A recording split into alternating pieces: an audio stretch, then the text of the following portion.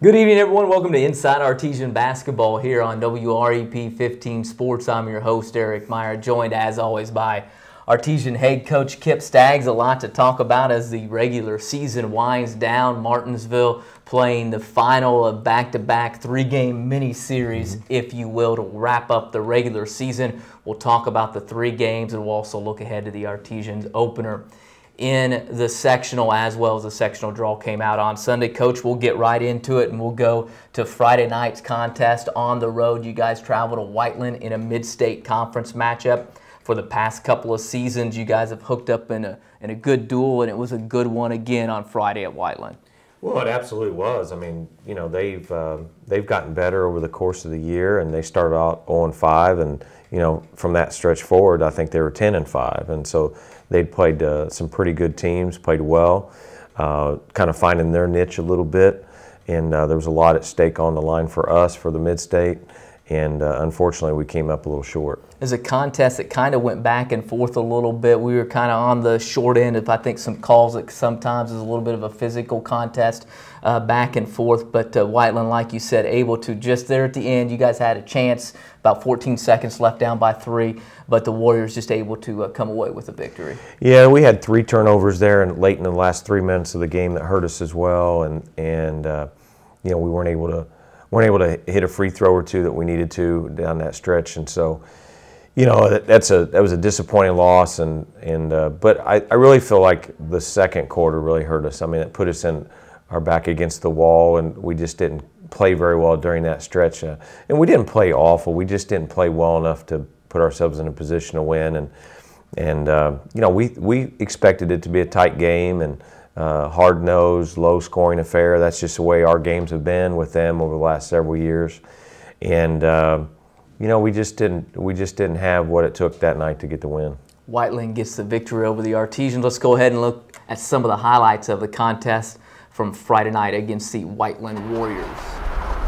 Well, you know, shooting covers a lot of woes, but right here on the down screen, Luke's able to get open off of a down screen and knocks it down, and then here's a rebound basket by Jackson, and Jackson was active on the glass there, and you see the score 7-7, and Reed on a nice drive, and he's able to lay it in, and you know, we're able to kind of maintain that type of game. There's another nice cut out of our Chin series to put us up, but then, you know, Whiteland's able to score and take the lead. There's a nice drive by Jonathan to tie it up, and you know, we're kind of in a stretch right here where we're trading some baskets back and forth.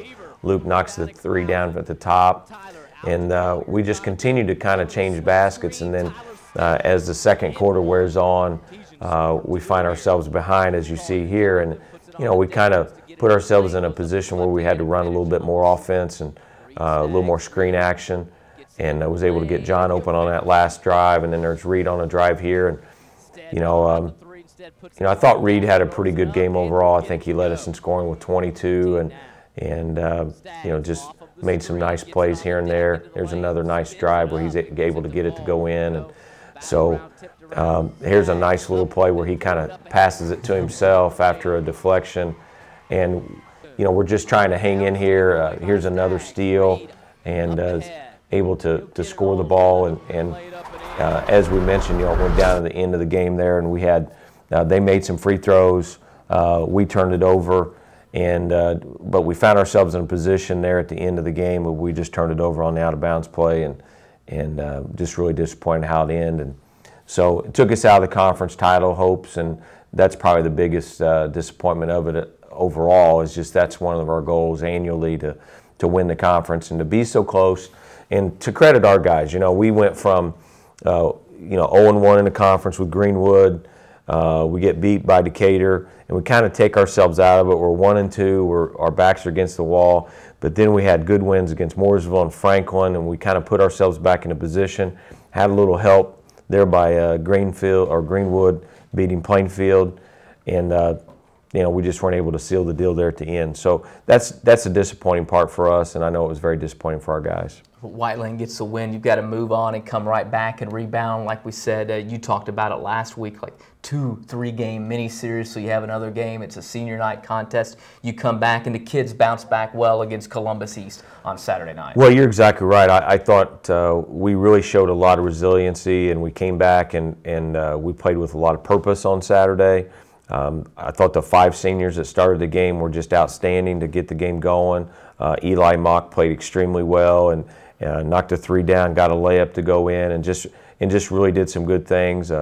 So I thought our seniors really played with a lot of energy and with purpose and got us going in that game. Yeah, like you said, you start the 5 seniors. They come out to begin with, and Eli Mock kind of led the Charger 10 points in that first quarter play. Luke Beaver knocked down a couple of threes as well, and it looked like, maybe this game was going to be kind of like a battle back and forth, a shootout, if you will. But then things kind of slowed down there in the second and third quarters of play. You guys didn't score at the rate that you did, but your defense ramped up, really limited them in the second and third quarters of play, and then that's the difference in the game. Well, we were able to. We started out man-to-man, and then we switched up some defense. We pressed them in the third quarter. They turned it over a couple times. They missed some threes. We were able to rebound. I thought we were real efficient in the second half, where every possession became really important, and we limited them to 1 shot, and we're really pretty good on the offensive end. We had some good patience, and we shared the ball and did a good job. So, it was kind of the tale of 2 halves, where you had the game was a little bit more wide open early on, and it settled down, as you mentioned. But defensively, we settled in there and did a pretty good job and held a team with a winning record, under 50 points. Martinsville with the win over Columbus East on Saturday night on senior night. Let's go ahead and take a look at some of the highlights from the victory over the Olympians. Well, here you see early, and Jonathan kicks it out to Eli, and he knocks that 3 down in the corner. And it's really good to see Eli have some offensive success. He's just been a really great team player for several years now, and just always in the right spot defensively. And for him to have that offensive success, we were happy for him. And, you see Luke knocking the 3 down, and that's something that Luke's done really well here in the last 3 or 4 ball games. And here's a nice cut by Jonathan, and Blake's able to find him on the drive in the and 1 opportunity. And you see the game is fairly tight. It's 1 possession. Here we are in the second quarter. Jonathan cuts through on a little flex cut, and Tyler finds him and knocks it in. Here's a nice offensive rebound and put back by Eli. And again, just working really hard, being in the right place. Here we get into the third quarter. There's a nice little post feed, and Tyler's able to score it. Jonathan, that's a good shot for Jonathan. He's got pretty good range when he's set and balanced and focused. Here's a nice basket by Blake on a little out-of-bounds play. And so we find a little bit of rhythm here offensively. Reed on a little drive here, and he's able to find the rim and the basket. And you see we've been able to extend that lead. And, we're taking good shots. If you notice here, in a lot of these clips, we find guys that are open. We're not forcing a whole lot. High percentage baskets, and, that's where we have to play. Columbus East came out and gave us a little pressure there in the second half, just being behind, but there's another high percentage shot, wide open. Luke's able to knock it down, and is really one of the daggers in the game. And again, another high percentage shot. Jackson's able to finish it at the basket. So, you take your efficient offense, and you couple that with some solid defense and some deflections and energy, and limiting the other team to 1 shot. It turned out to be a good result for us. Also, we shot the free throws really well. We were really good at the free throw line. And you mentioned, too, it's senior night. Obviously, you start the 5 seniors, and so those are 5 guys that have contributed throughout the year, and you'll need to contribute in sectional time as well. Well, you can't say enough about these 5 guys, and I really mean that. These guys are high-character young men. They're outstanding students in the classroom. And, we got 1 guy at 4.5, 2 guys at 4.0, another guy at 3.2. They just do a good job in the classroom. They're at Hoosier Boys State. They're on the student council. They're involved with clubs. They're leaders in their classroom. And so, the proud thing for me is that these guys are not going to go on and play college basketball. They've already made that decision. This is where they're going to be. They're going to go to IPY. They're going to go to Purdue. They're going to go to Wabash, whatever. But each one of them, have committed themselves to basketball in the sense of this is about the team. This is about putting us before me. And they've been a great role model for some of these young kids, too, that we've got coming up from the standpoint that, like Jackson Raventos. I mean, he comes to practice every day. He's a low-maintenance guy. He just works his tail off, always in the right place. Eli Mock accepts his role, does a great job in his role, gives us quality minutes all the time. Blake Baston is a young man that just has developed into a really good shooter for us, has improved his defense, just does what he's asked to do, has improved in a lot of ways. Jonathan Collier has really turned into a really nice leader for us. He's athletically gifted and has done some really good things for us. And then, Luke Beaver. Beaver's become a major contributor on the offensive end for us this year. And, you think about 4 of those guys, 3 of those guys played some JV basketball last year. I mean, they accepted where they were at. They went and played some JV, and now they're major contributors for us as a senior. And, it says a lot about how important basketball is to them, but also how important, putting the team forward first. So just very, very pleased with all 5 of those guys. I can't complain one thing about them, and, they're definitely going to be missed. A good senior night win for you guys, and you get the sectional draw come out on Sunday. We'll talk about that in just a second. You have your final regular season game, and we talked about it last week too. It's kind of one of those things. It's always out there. It's after the sectional draw. It's not a conference opponent. It doesn't really mean a whole lot outside you want to win maybe and build some momentum, but like I said on the broadcast, that performance in that game has had no really indicator of future success for you guys, because I've seen times when you've gotten blown out of the gym and come back and win sectionals and come out and win and not won in a sectional. So that's really irrelevant to that point, but it's always a tough game to get up for, to play. Avon, more to play for, a team that hasn't had a ton of success. They come out here to Martinsville and they get off to a fantastic start, but we talked about it as well. Final couple of minutes, second half, final couple of minutes of the game, you kind of get put into a scenario where, it's tough to simulate that in practice. You can simulate it, but not like you would get in a game time situation. So you kind of make a comeback at the end, just come up a little bit short. Well, credit our guys. The fourth quarter, we found ourselves down 13, 14, 15 points, and it was 10 points with 4 minutes to go, just under 4 minutes. And we made a few plays. We made them turn it over. We converted. And we did a pretty good job of getting ourselves in a position there to tie the game or to go ahead, and we just weren't able to do that. And some of it, as you mentioned, it was 5 seconds to go, and they missed the free throw, and we get the rebound, and then we turn it over, and we just didn't secure the ball very well at that point. And so that's disappointing. You always want to have a shot at the buzzer to tie it or go ahead, and we just. That's 2 out of our last 3 games we were in that situation where we just didn't handle it well, and whether it was nerves or whatever, we didn't convert. But we didn't start off well in this game, and we found ourselves down 21-12 at the end of 1, and they shot it really, really well. And some of it was we let them play horse, and we gave them some looks, and then in the third, but I thought. Even in the second quarter, I thought we didn't play too bad. We just couldn't get inside that mark of where we were at, and it was 6 or 7, and we're playing better, we're playing harder, ball's not going in, and then we turned it over late. We just had a couple things that you can't have when you're not playing well, and we talked about it at halftime. We turned it over there with 12, 15 seconds to go in the half. And then they go down the other end and they score. Well, they got the ball to start the second half, and you just can't let a team score 2 times without you touching it. And so that's really important. That series of events, when you look at the end of the game, now all of a sudden that becomes real important. And the guy that doesn't get guarded on the wing, or the guy that gets open, those are plays that add up over a period of time. And the disappointing part is that we've been pretty good on the boards. And this is the first game that I remember maybe all year, where we got out-rebounded. And we've been good on the boards, and we gave up too many offensive rebounds. So, that's a discouraging fact in the sense that we've been really good at that. And we've rebounded by committee, but for some reason on Wednesday night, we just were not able to rebound very well.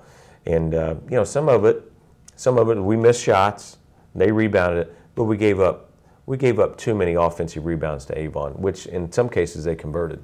Let's go ahead and take a look at some of the highlights from the contest on a Wednesday night against the Avon Orioles here at the John R. Wooden Gym. Well, here's John driving it in there and tips in his own miss. And, this is John with the reversal here. And from the previous clip, that's a good shot for him. You find us down 9-2, and a lot of it was we just didn't guard very well in those first couple minutes. And here's Luke on a little drive, and we're starting to find a little offensive rhythm. It's 15-10, but then we let them go on a 6-0 run to put it at 21-10. Tyler with reverse layup there to cut it down, and here we go pushing the ball up the floor, and a nice little pass by I think that was Eli or John down into Blake for the basket. Here's a little flare series we run. Tyler's able to find Luke on the left wing for the basket. And you see we're down 15 here in the middle of the second quarter, but we kind of chip away. We get ourselves back into it. Here's a nice backdoor cut. We're able to find Blake on the baseline, who kicks it out to Reed for a three. And, we find ourselves kind of chipping away at this. Not able to really cut it too much to where you're in. But here's at 7, and this is what I'm talking about. We get it down to 5, and then all of a sudden we let them take care of that next couple possessions, and we just can't let that happen when you're trying to fight yourself back in it. And then we find ourselves down 13 or 14 in the third. Here's a nice backdoor by Reed, and Tyler's able to find him. And then, here we're down 16, and we're able to get the ball inside to Tyler, and he is able to get his own rebound and put it back in. I thought Avon did a really good job. They took a few things away from us, and we struggled with that. There you see us down 17 at one point, but then we settle, and we're able to get a nice little jumper there, and we chip away at that lead. We're early in the fourth quarter. John is able to find the basket on the left wing on a kick out. We're down to 12. Here we go, Tyler with a nice drive. Now we're down 10. So here we're down 10 with about 4 minutes to go. Here we cut it down to 7 with 2 minutes to go, and but then we let them score again. Reed's attacking the basket, able to get the line a little bit there, and we had to play fast at that point. We just really had our game plan had to change in that last 3 or 4 minutes. We got it to 5 with a minute to go. Here we go. We get it to 1 possession, and they're able to score on the other end. We're able to kick it out. Luke's able to get to the basket here and get a shot up, knocks it down, cut it to 3, and we're just here. We kick it in and kick it out to Luke, and he makes the shot, cuts it to 1, and we're right there. We foul him right away, but when they got to the other end, and then we just weren't able to convert any farther. So, from the point that we're down 15, 16, 17 points, and then put ourselves in a position there to have an opportunity is a credit to our guys, but really feel like we shouldn't have been in that spot to begin with, just because of how we played early on in the contest. And we gave a team a glimpse of hope early, and they took advantage of their opportunity. And they've got some young kids. They're well coached. They're gonna do well. And we were just really aiming to finish up our home stand with a win. Didn't get the win, but now you got to kind of reshift your focus, and really after Sunday the sectional draw comes out, you kind of focus and got to turn your focus to what the sectional opponents and play is going to be. And you guys get the sectional draw that comes out, and you draw Center Grove. I told Reed this story. My daughter a few weeks ago was looking online to see when the sectional draw was. My nephew plays at Paoli, so she wanted to know when they were going to play, and she goes, I thought the draw didn't come out yet. And I said, it didn't. She goes, well, it says Martinsville's playing Center Grove. And I said, they aren't playing Center Grove, they're not playing at Center Grove. So maybe Max Preps had something that we didn't know. But anyway, you draw Center Grove coming out, and they're the favorite coming in. should be the favorite coming into it. You're going to have to play them at some point probably and beat them if you want to win the sectional. So might as well be right out of the gate, and that's what you guys get. Well, like I told our guys, the guys came out to the house on Sunday and we had some food and fellowship. They were really busy, concerned with Fortnite. That's really a big that's a popular game for our youth today, and so they were locked in with all that. But you know, as I told them after the draw came out, this gives us an opportunity to be on fresh legs, gives us an opportunity to be more prepared, you know, to play them off the bat. They played Tuesday, they play tonight, and so they're going to have less time to prepare for us compared to what we have to prepare for them. So we've got to take advantage of that. And, you know, obviously they're led by their all-state candidate, Trace Jackson Davis, and he's a really good player. I mean, there's no mistake about that. And they have some complementary pieces on the perimeter, and you know, but you know, they've won 14 or 15 games, and we've won 14. So, you know, we feel like we've played a pretty good schedule, and I know they feel like they've played a pretty good schedule. And I can tell you that the prognosticators and a lot of people really don't give us much of a chance, but I like our chances. I like our kids. I like the way we play. We gotta make some shots. We got to limit Jackson a little bit with some of his touches. We got to make sure we do a good job on the perimeter. But you know, the tournament makes people do some things that they're not used to, and the tournament makes kids nervous. In the first game for some cases tends to be the difficult one, and so we have nothing to lose. You know, we really don't. We have everything to gain. And, you know, I like our team. I like where we've been. We've won 8 out of our last 10, even though we, you know, fell at Whiteland and fell last night. But, you know, we've played some pretty good basketball in the last month. And so it's not like that we're coming in with our dauber down and we've not played very well. We've played well. And so those 2 losses aside, we've done a lot of good things, and we'll hopefully carry that momentum into next week. I know you've already started looking at Center Grove and what you want to do with the Trojans coming up on Tuesday night. Can you talk a little bit about what you've seen so far, what they do well, what people can expect out of Center Grove on Tuesday night? Well, the offense runs through Jackson every time. I mean, there's just no mistake about it, and he's going to touch it, or they're going to find a way for him to be in a position to touch it. Persifield's a really nice guard on the perimeter, shoots it well. Nickerson's a tough little guard outside. They've got a couple other kids. McLean kid can shoot it as well. So they've got some nice pieces that they have accumulated. And you know, they've played in some tough games, but they're mostly man-to-man. They did play Brownsburg the other night, some 2-3 zone, which was kind of took us by surprise. Kind of curious to see how they play against Columbus North, but a lot of pick and roll stuff, a lot of man-to-man, a lot of ISO, post-ISO type of scenarios, and you know, that's where we're going to have to do a really good job of guarding on the perimeter. You know, everybody blames the defensive guy for letting the guy catch it, but the guy throwing the ball, if he has a clear path to the, you know, then that defender guarding the ball on the perimeter, that's where you got to correct it. So we got to do a good job on the perimeter of guarding the ball and having our hands active and deflecting it and making it difficult for people to throw it in there. And then we've got to make sure that we do a good job of screening people out. So, you know, he had 30 and 10 the other night against Brownsburg, and Brownsburg is awfully good. So, you know, he's got the skill set. But, you know, we've played against good people with size. You know, the kid from Plainfield had size. The kid from Guerin had size. The kid from Lafayette, Jeff, had size. So it's not like this is our first rodeo on playing against teams. The kid from Avon. You know, we've played against some kids that have had some good size, some good athletic ability, some scoring ability in the post. So this is not our first taste of a big, solid post player. This kid's just maybe a little bit better than some of these others. How do you approach here now that you've wrapped up the regular season? Is it just like a normal game? Because it's a Tuesday, it's a little bit of a different prep in terms of not playing this weekend. How do you take this approach? You've done this obviously several years, so how are you going to approach these next couple of days getting ready for Center Grove?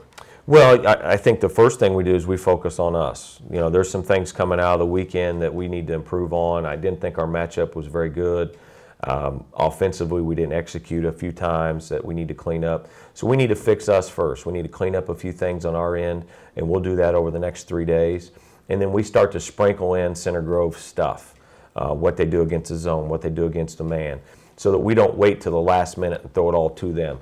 So it's almost like studying for a test, if you think about it. And we're going to give them a little bit today, going to give them a little bit tomorrow, continue to work on what we do, and then come Monday, we'll have it all wrapped up in a nice package, a little review session, and then we go play Tuesday. So that's going to be our approach, and you know, I think our kids will be prepared from that standpoint.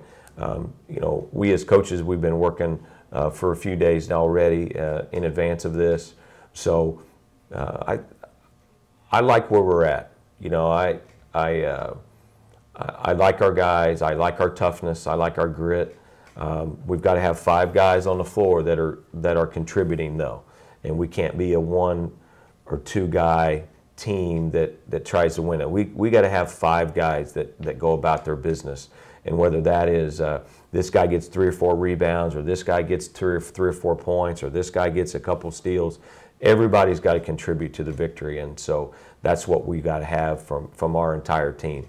Should be a fantastic contest, a fantastic sectional. Looking forward over there at Greenwood. It's the second time you'll get over to Greenwood, so that's obviously gives you guys a little bit of help as well because you played on that floor, but should be fantastic. Kids need to, and the crowd needs to get out there on Tuesday night and help support you guys. Well, I think so. I think it'll be a great game, and I think the Friday night games will be outstanding. I was listening to the Johnson County radio station on the way back the other night, and they've already predicted that the 4 Johnson County schools will be there on Friday night participating. Well, billboard material going so on. they've already broadcast that, and they expect a big Johnson County crowd on Friday, and then, you know, obviously that makes it a Johnson County final on Saturday. So, you know, we've got some people that don't believe in us, but in our inner circle, and I think there's some people that do believe in us, and we're going to go play. And you know what? That's what the tournament's about, and it's about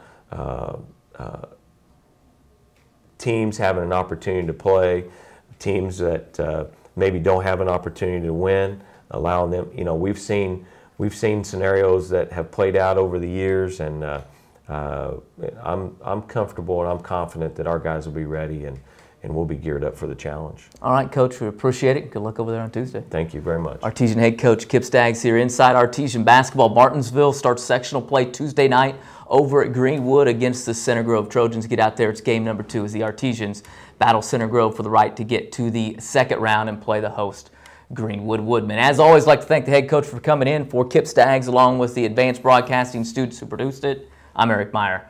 See you again next time inside Artesian basketball.